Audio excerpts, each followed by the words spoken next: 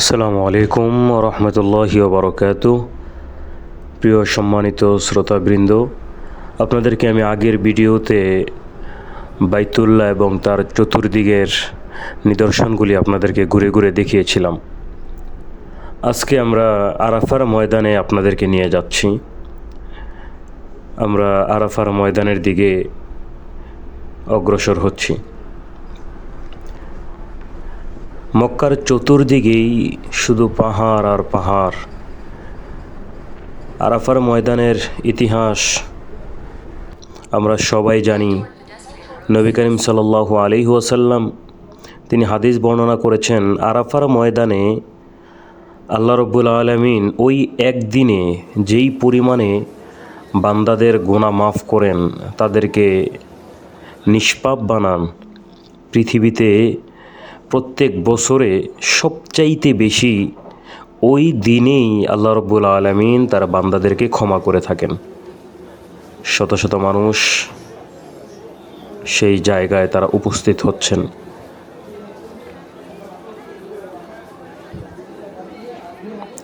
হজের সময় এই জায়গাগুলি এত ফাঁকা থাকে না, হাঁটতেও কষ্ট হয়ে যায়। বর্তমান সময়ে ওমরার সময় আমরা এসেছি। মানুষগুলি ওমরা করে তারা সেই আরাফার ময়দানে উপস্থিত হচ্ছেন। বিদায়ী হজের ভাষণ নবী করিম সাল্লাল্লাহু আলাইহি ওয়াসাল্লাম এই জায়গার মধ্যে দিয়েছিলেন। এই জায়গার মধ্যে যখন নবী করিম সাল্লাল্লাহু আলাইহি ওয়াসাল্লাম বিদায়ী ভাষণ দিয়ে থাকেন, প্রায় 100 লক্ষ সাহাবী তখন বিশ্বনবীর সামনে উপস্থিত ছিলেন। একটু চিন্তা করেন, যে জায়গা থেকে একটা সময় নবী করিম সাল্লাল্লাহু আলাইহি ওয়াসাল্লামকে বিদায় করে দেওয়া হয়েছিল, তাকে তাড়িয়ে দেওয়া হয়েছিল। মক্কা থেকে যখন বাহির হন, তখন নবী করিম সাল্লাল্লাহু আলাইহি ওয়াসাল্লাম কাবার দিকে তাকায়া কাবারকে উদ্দেশ্য করে বলেছিলেন, কাবা,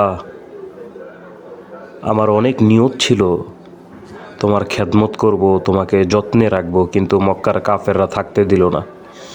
নবী করিম সাল্লাল্লাহু আলাইহি সাল্লাম কষ্ট নিয়ে সামনের দিকে মদিনার পথে রওনা হচ্ছিলেন।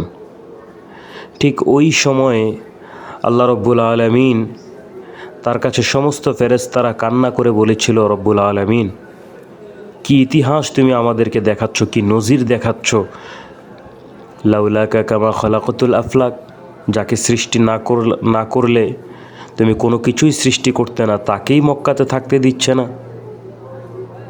সমস্ত সাহাবীদের ওই কান্নায় তখন আল্লাহ রব্বুল আলামিন নবী করিম সাল্লাল্লাহু আলাইহি ওয়াসাল্লামকে যে সামনে বিজয়ের ঘোষণা দিবেন, বিজয়ের পতাকা যে নবীর হাতে তুলে দিবেন, ফেরেশতারা তো তার ভবিষ্যৎ জানতো না। ঠিক তার কিছু বছর পরেই নবী করিম সাল্লাল্লাহু আলাইহি ওয়াসাল্লাম যখন মদিনা থেকে মক্কায় আসেন হজ করতে, সর্বশেষ এই জায়গার মধ্যেই নবী করিম সাল্লাল্লাহু আলাইহি ওয়াসাল্লাম ভাষণ দিয়েছিলেন। এখানেই শত শত সাহাবীরা উপস্থিত ছিলেন, হাজার হাজার সাহাবী।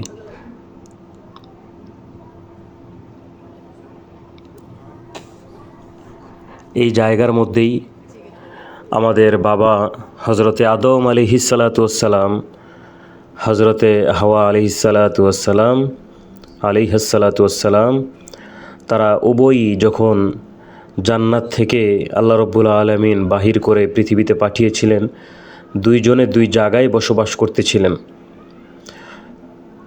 অনেক বছর কান্না করার পরে আল্লাহ রব্বুল আলামিন তাদের দোয়া কবুল করলেন এবং তাদেরকে মিলিত করলেন, একসাথে করালেন। যেই জায়গার মধ্যে হজরত আদম আলাইহিসসালাতু ওয়াসসালাম এবং আমাদের আদি মা একসাথে সর্বপ্রথম দুনিয়াতে দেখা করেছিল, ওই জায়গাটাই হচ্ছে আরাফার ময়দান।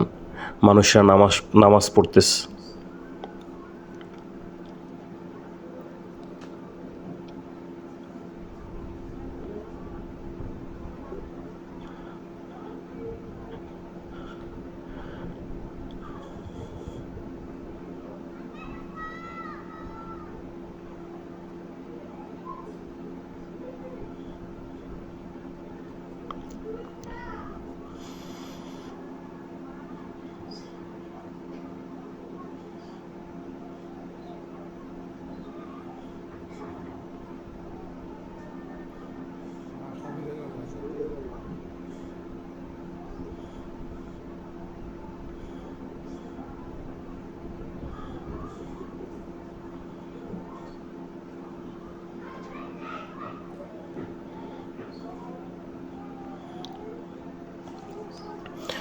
অনেক উঁচু।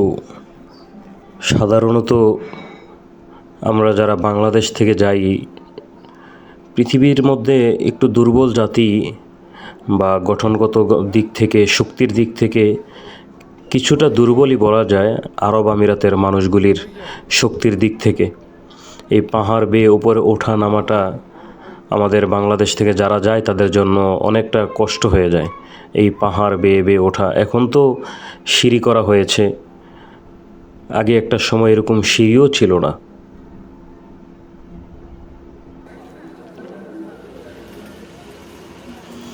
আরাফার ময়দানের যে রাস্তায় আপনাদের গাড়িগুলি পার্কিং করবে, তার পাশেই এই ছোট ছোট ভ্যানের মধ্যে অনেক কিছু আপনারা দেখতে পাবেন।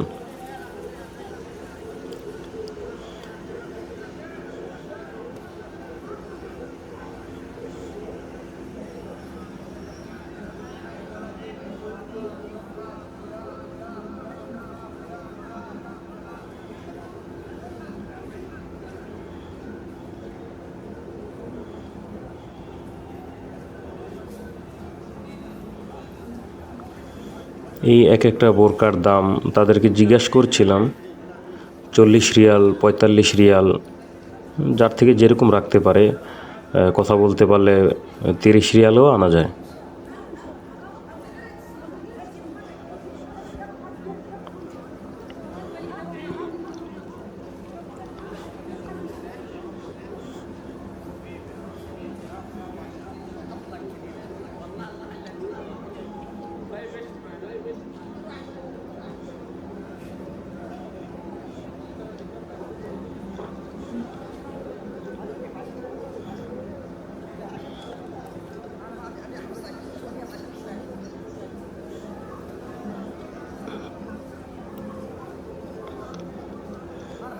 কাবার আদলে তৈরি করা।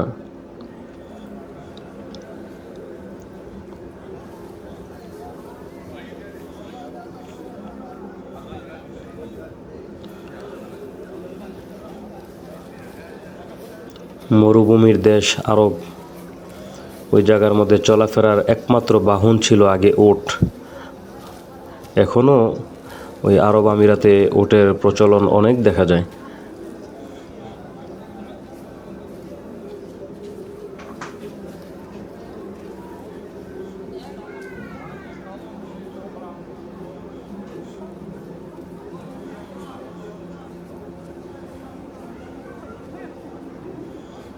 এখানে আরাবিয়ান পাঞ্জাবিগুলি দেখা যায়।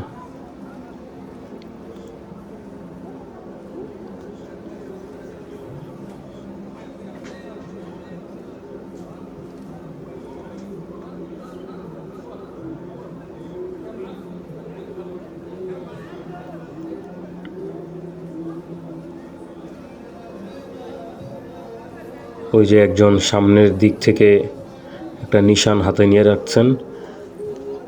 গোটা পৃথিবী থেকে এখানে মানুষ আসেন, কেউ যেন হারিয়ে না যান। দূর থেকে একটি সংকেত ব্যবহার করা হয়, ওই সংকেতকে লক্ষ্য করেই সবাই তার পিছনে হাঁটেন, যাতে কেউ হারিয়ে না যায়। এই জায়গার মধ্যে আসলে একবার পথ ভুলে গেলে পরবর্তীতে বাহির করাটা খুব কঠিন হয়ে যায়, যেহেতু জায়গাটা বিশাল জায়গা। তো যার কারণে কোথায় গাড়ি রাখা হয়, পার্কিং করা হয়েছে, ওই জায়গাটার চিহ্নটা বিশেষ করে মনে রাখবেন।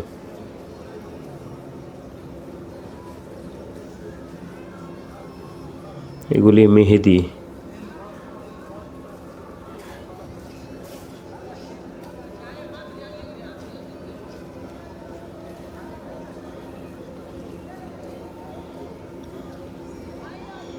যারা এখানে বিক্রি করছেন বেশিরভাগই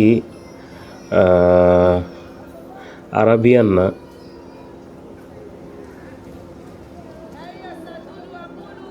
আফ্রিকান অঞ্চলের মানুষগুলি বেশিরভাগ এরকম ফুটপাতে তারা বিক্রি করে থাকেন।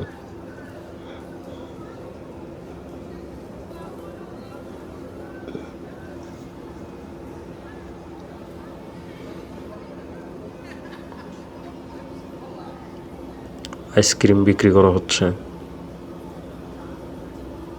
এখানে যারা আসবেন প্রচণ্ড গরমের মধ্যে আইসক্রিমটা খেতে পারেন, খুবই সুস্বাদু।